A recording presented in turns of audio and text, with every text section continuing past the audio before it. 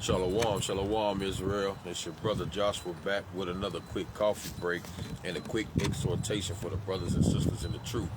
First and foremost, I want to give all honor and all glory to Yahweh, Ba'ashem Yahweh Shai, right? And I want to do a real quick exhortation video on the reminder that you are the one that have the advantage, man, right? You have the advantage, the Israelite, right? And you have to remember that in these last days.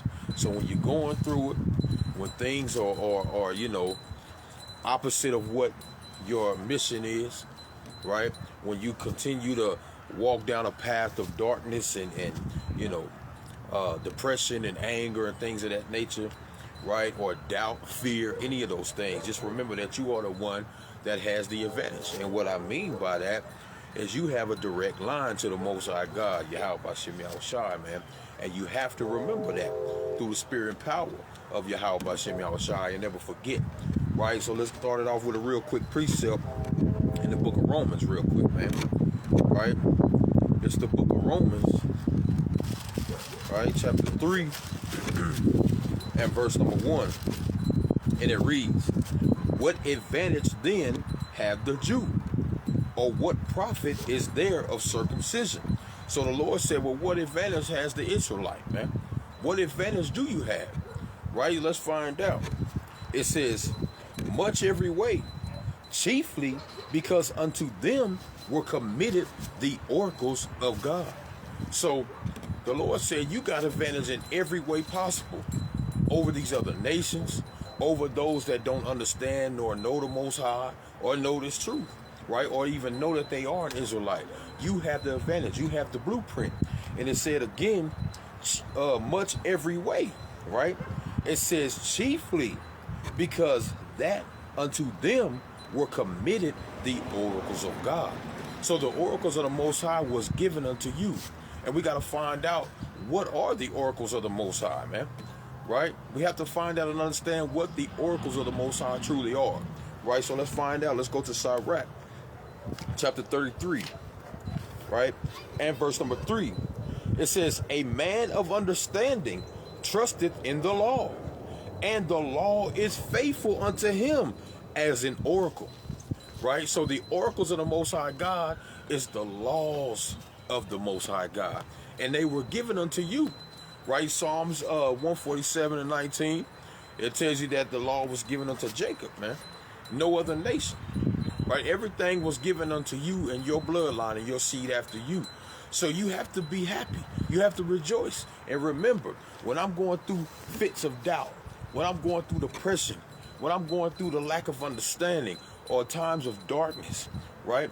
Or the lack of wanting to get up and study and wanting to, congregate with brothers and sisters or just be in a mood to serve the Lord. You got to remember, hey, man, the Lord is the one that loved me and gave me these oracles, man, right? He gave me these things for a reason. It's because the Lord loved me, right? He loves you so much, he gave you a gift, right? To know how to please him, how to serve him, so you can receive everlasting life, right? Strength of salvation. And once you receive that salvation, you will obtain the kingdom and everlasting life, right? On the other side, and be able to be and have that rulership and heirs to the kingdom with Yahweh Shai in these last days, right? And he said he commanded you to keep them because he loved you. And that's how you show him that you love him, right? Let's get another precept real quick. In the book of John, chapter 14, right? The book of John, chapter 14. And I'm going to start at verse number, let's start at 21. It says, "He that hath my commandments and keepeth them, he it is that loveth me.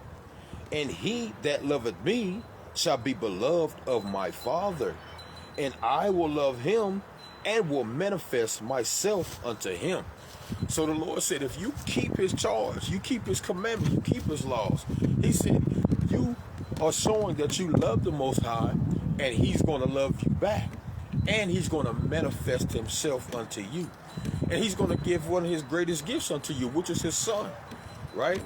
He's going to come teach you all things, right? Give you the spirit, sup with you, right? Bring all things back to remembrance in these last days of who you truly are and what you have, right? Which is the advantage over everyone else. And that's a beautiful thing. And when you keep the commandments of the Most High, right, you become the friend of the Most High. And that's the most important thing of all.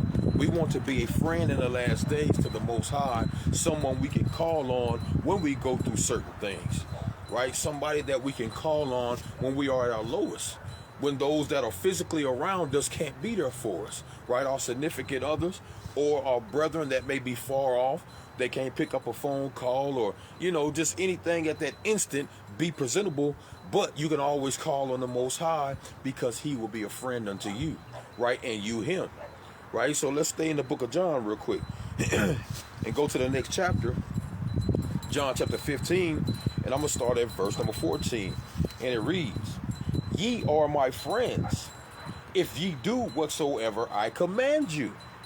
Henceforth I call you not a servant, for the servant knoweth not what his Lord doeth.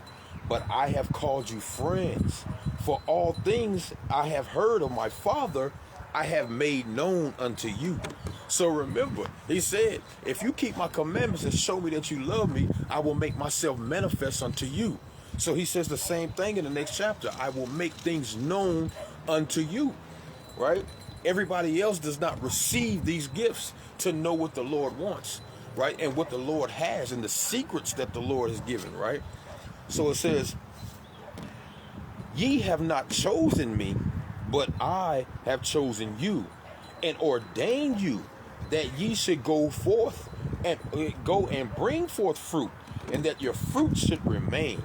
And whatsoever ye shall ask of the Father in my name, he may give it to you."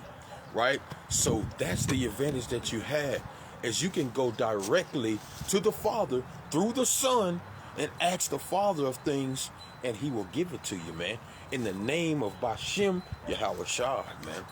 So that's the advantage that you have.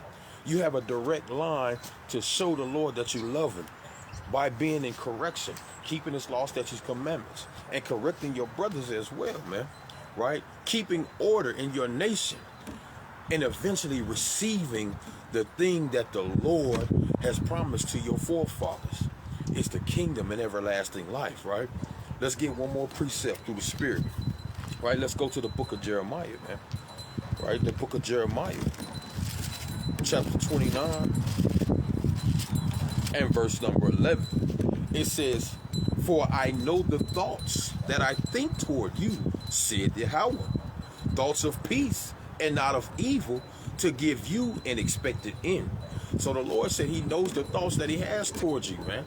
Right? He wants to give you the kingdom. It's pleasing unto him to know that he is going to give you the kingdom if you keep the oracles that he gave you as a gift. Right? His thoughts are of peace and good and not of evil unto those that he loves and loves him. Right? His friends. Right? You're not going to invite some enemy to your house or somebody that you don't know that's completely out of order and ruling, a liar, a thief, a murderer, a killer, things of that nature. You're not going to do that. So much so the Lord. So therefore the Lord said, those that do the things that I command them, those are the ones that I love. Those that stay in order. Those that keep my oracles. Those are my friends. And those are the ones that have direct access to the front of the line, man. VIP passes, right? The advantage, man, right? And it says, reading on, "Then shall ye call upon me, and ye shall go and pray unto me, and I will hearken unto you." So that's the only way you're going to have your prayers heard in these last days, right? Is by keeping those oracles. So those prayers that have been brought up, they're going to have the what you would call the VIP pass into the front of the line to be heard upon the Most High. All those other prayers may not even go past the ceiling, right? But your prayer is going to shoot straight past the clouds, man, through the firmament, all the way up to third heaven, man, because you do those things that are required of you, man. You have the advantage. And it says, "And ye shall seek me and find me when ye shall search for me with all your heart." So remember, when times of doubt approach, when Satan's on your shoulder, right? When you don't know which way is up or down or left or right, just remember that you have the advantage because you are doing what the Lord requires of you. So with that, I hope it was edifying. You take these precepts, apply them to the life, and know that you are the one that has the advantage because you are the Israelite that the God of this universe chose. With that, Yahweh Shem Yahweh Shai, Barakathum, Shalom.